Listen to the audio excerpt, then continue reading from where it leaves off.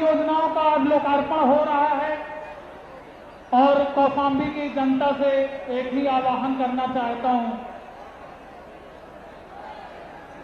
राजेश भाई एक शॉट ले लेना। और अब हमारे मध्य उपस्थित उत्तर प्रदेश के गौरव, हम सभी का स्वाभिमान, अभिमान, एक ऐसे संत पुरुष जिन्होंने अपनी आध्यात्मिक ऊर्जा से, अपनी तेजस्विता से एक उत्तर प्रदेश को नया गौरव, विकास की नई गाथा लिखने का कार्य किया, ऐसे माननीय मुख्यमंत्री महोदय को उनके अभिभाषण, उनके आशीर्वचन और उनके उद्बोधन के लिए आग्रह, आमंत्रण, आपकी जोरदार तालियों के मध्य दोनों हाथ खोल करके तालियों से स्वागत करिए।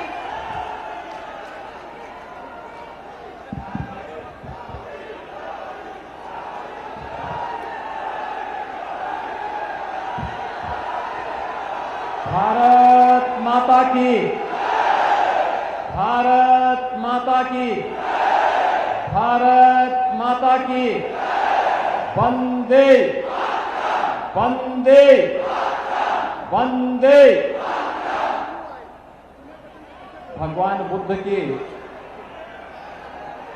इस पावन धरा पर, शीतला माता के पावन धाम पर जन विश्वास यात्रा के आगमन पर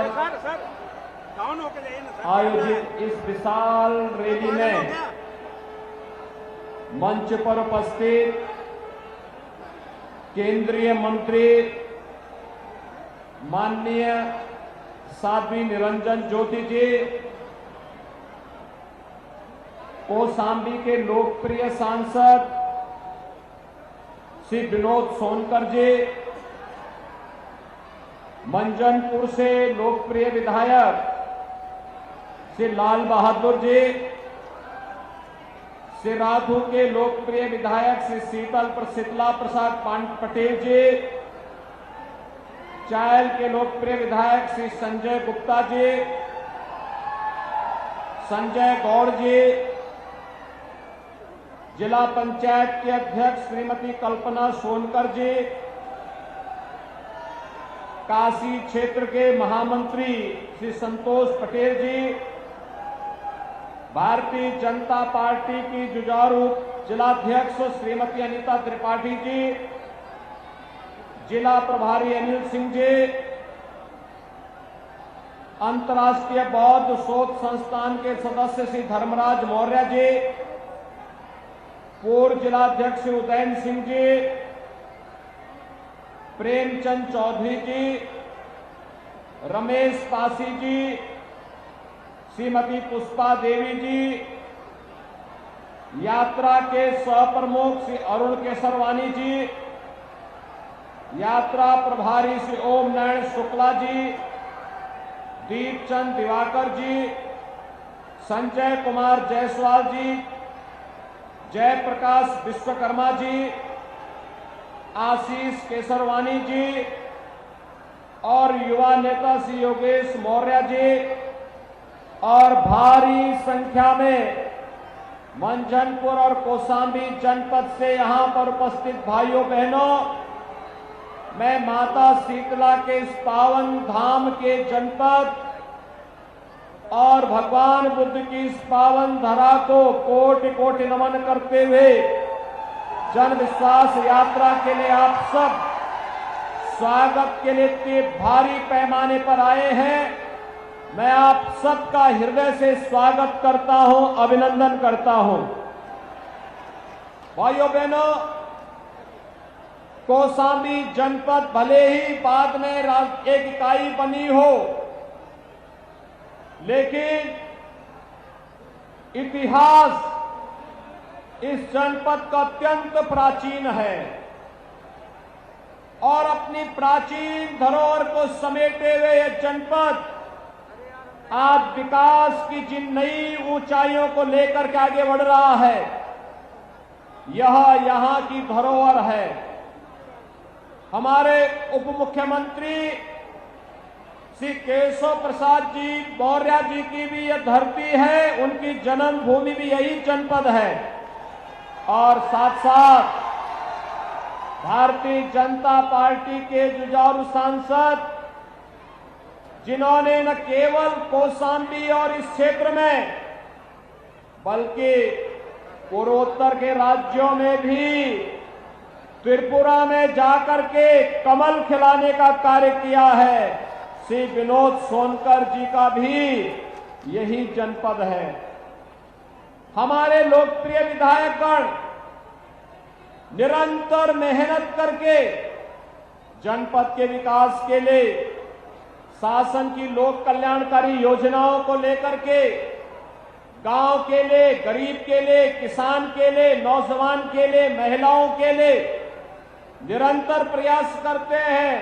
श्री लाल बहादुर जी, शीतला प्रसाद पटेल जी, श्री संजय गुप्ता जी निरंतर जब प्रयास करते हैं और जब इन जनप्रतिनिधियों की परिश्रम की साधना सफल होती है तो विकास की बड़ी परियोजनाएं आपके बीच में पहुंचती है और उसका लाभ जनता जनार्दन को प्राप्त होता है।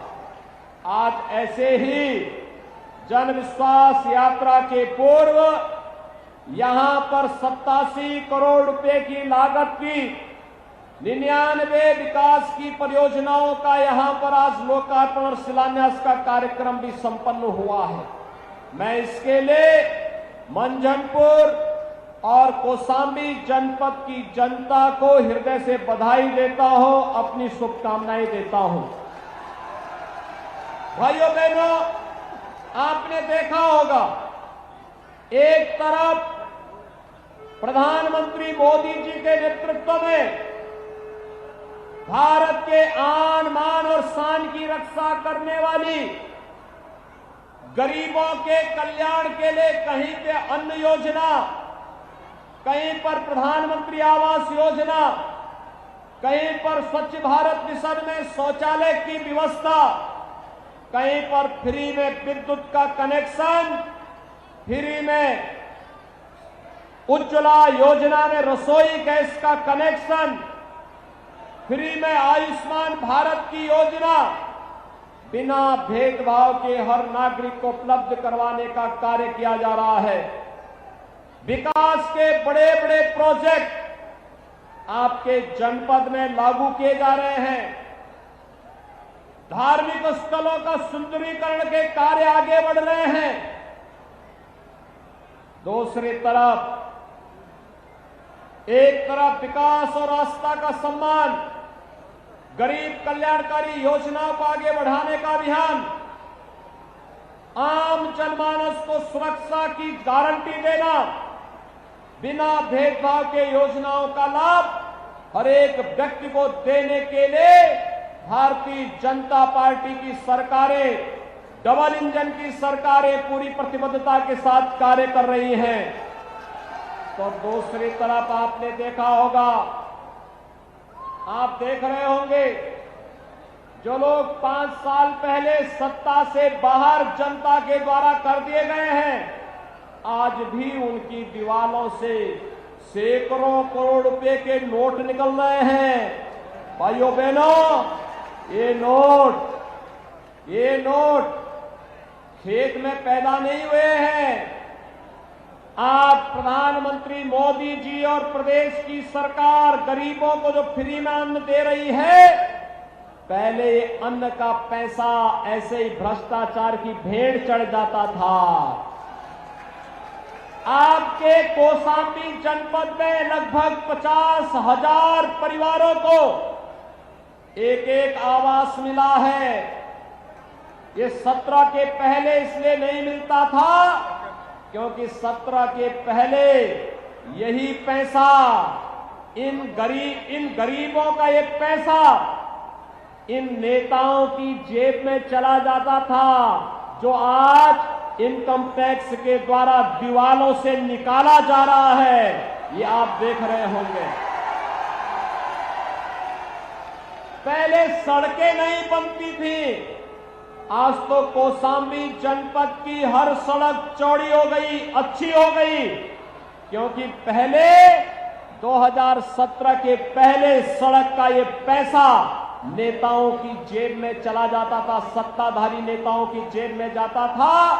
आज जब आपने आप ही की जनपद के लाल इस विभाग को देख रहे हैं तो हर सड़क चौड़ी हो रही, अच्छी सड़क बन रही है। भाइयों बहनों, पहले गरीबों को स्वास्थ्य की सुविधा नहीं मिलती थी, लेकिन आज हर गरीब को फ्री में केवल राशन ही नहीं, स्वास्थ्य की सुविधा भी हर गरीब को उपलब्ध करवाने का कार्य हो रहा है। और यही नहीं, आपने देखा होगा कोरोना महामारी में फ्री में टेस्ट, फ्री में उपचार, फ्री में वैक्सीन, सबको वैक्सीन, फ्री में वैक्सीन। कितने लोगों ने यहां वैक्सीन लगाया है? वाह, आपका तो मैं अभिनंदन करता हूं सभी लोगों का। इधर के लोगों ने हाथ खड़ा करके नहीं बताया कितने लोगों ने किया है। आप सबका मैं अभिनंदन करता हूं कि आपने वैक्सीन लिया है। लेकिन जो लोग अभी भी बचे हैं उनको जरूर वैक्सीन की डोज दिलवाइए। ये वैक्सीन कोरोना महामारी में कारगर साबित होगा। ये वैक्सीन कोरोना महामारी में बचाव का सर्वोत्तम उपाय होगा और इसलिए वैक्सीन फ्री में है। जो लोग वैक्सीन का विरोध कर रहे थे वे लोग मानवता के खिलाफ अपराध कर रहे थे। वे लोग कोरोना से दोस्ती कर रहे थे। उनको गरीबों की चिंता नहीं थी। उनको प्रदेश के नागरिकों की और देश की कोरोना के खिलाफ लड़ाई की चिंता नहीं थी। यही फर्क है भाइयों बहनों। जब उनको मौका मिला था वे कुछ नहीं कर पाए और जब सत्ता से पार है कि दुष्प्रचार का सहारा लेकर के जनता के जीवन के साथ खिलवाड़ कर रहे हैं। जब मौका मिला था, अभी मैं यहां से प्रयागराज जा रहा हूं और भाइयों बहनों प्रयागराज में हम लोग एक बहुत बड़े कार्यक्रम को आगे बढ़ा रहे हैं। जिन पेशेवर माफियाओं ने पिछली सरकारों में गरीबों की, व्यापारियों की सरकारी संपत्ति को हड़प करके बड़ी बड़ी हवेलियां बनाई थी, आपने देखा होगा प्रदेश सरकार का बुलडोजर तक चला तो सभी बड़ी बड़ी हवेलियां नीचे गिरती हुई दिखाई दी।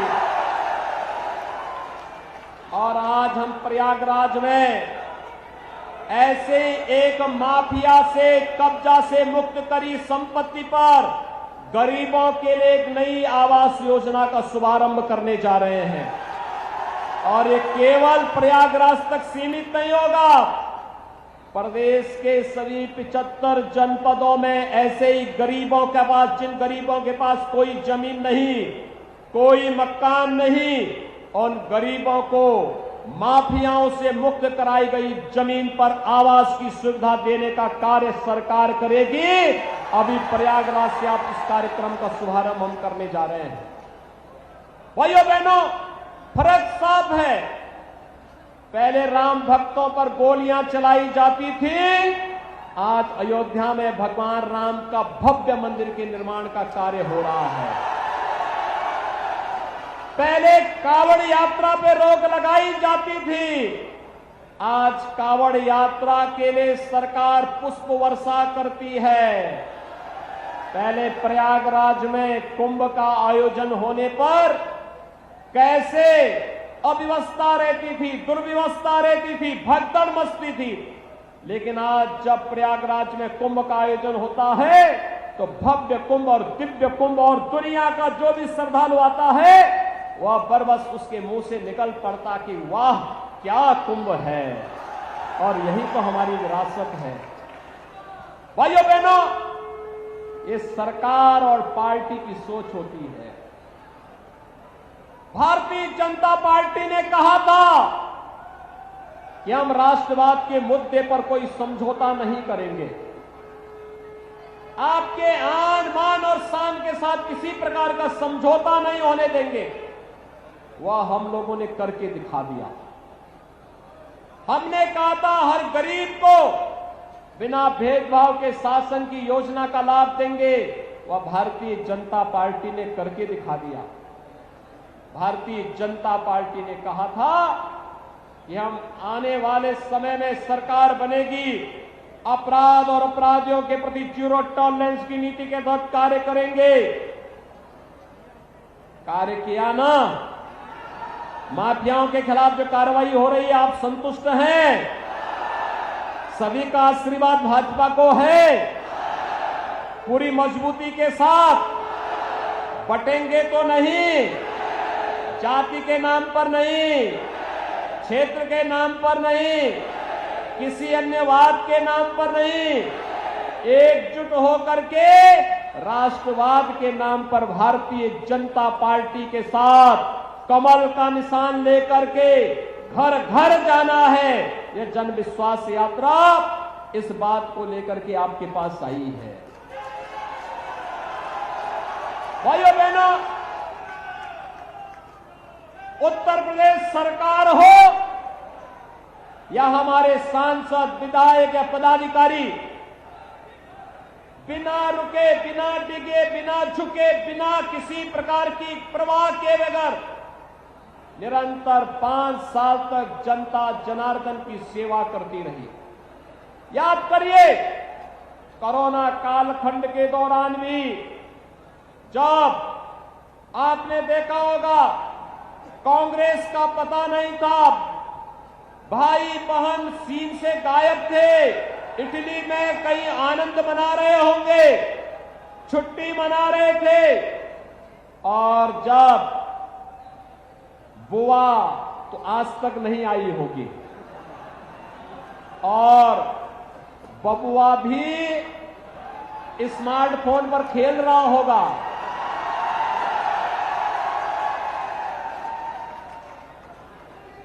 बहुत सारे लोगों की आदत होती कि बचपन की आदत नहीं जाती है। और भाइयों बहनों,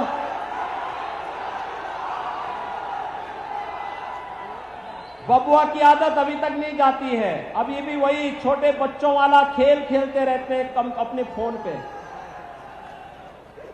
उनको जनता की परवाह नहीं है। और कोरोना में तो कहीं थे ही नहीं। कोरोना में कहीं समाजवादी पार्टी के नेता दिखाई दिए थे क्या? भाइयों बहनों, कोरोना कालखंड में कांग्रेस रही हो या सपा या बसपा, इनके नेताओं का आता पता नहीं था। या तो केंद्र सरकार और प्रदेश सरकार कार्य कर रही थी, जनप्रतिनिधि कार्य कर रहे थे, और या फिर भारतीय जनता पार्टी का कार्यकर्ता उस समय लगा था संगठन ही सेवा है, यानी सेवा ही संगठन है। सेवा को संगठन के साथ जोड़ करके अकेले भारतीय जनता पार्टी जनता जनार्दन की सेवा कर रही थी। जब विपत्ति में भारतीय जनता पार्टी आपकी साथी है, तो जब चुनाव होंगे तो कमल का निशान ही तो हमारा सहयोगी होना चाहिए। सभी लोग सहमत हैं? सभी लोग?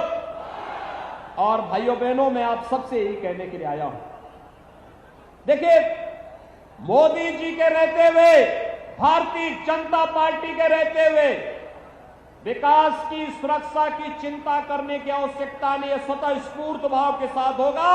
इसके लिए जिन विधायक सांसदों को आप चुनते हैं, ये स्वयं चिंता करते हैं। ये लोग स्वयं आकर के चिंता करते हैं। ये लोग निरंतर आते हैं, एक एक योजना को लेकर के आते हैं। आपने देखा होगा अभी यहां पर सांसद खेलकूद प्रतियोगिता हुई थी।